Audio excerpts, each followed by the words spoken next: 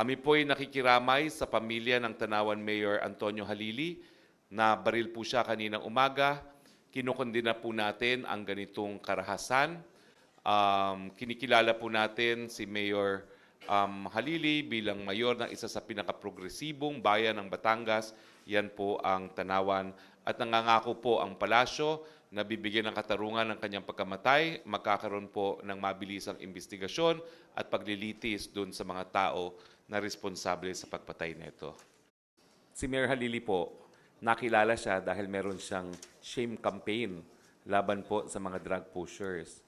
Pero at the same time, naalisan din siya ng police power ng NAPOLCOM. So hindi ko po alam kung anong relasyon nitong drug list sa pagpatay kay Mayor Halili. Pero you can argue it both ways po, no? Dahil yung sa iba po, talagang kinikilala siya na haligi ng kampanya laban sa pinagbabawal na droga na dahilan kung bakit nagrereklamo nga ilang human rights groups sa ginagawa niyang shaming campaign. Pero at the same time, meron pong ganung ang record na nasa narcolist po siya. Pero tingin ko po, walang basihan para mag-conclude ngayon kasi wala pang investigasyon. Antayin po natin ang investigasyon.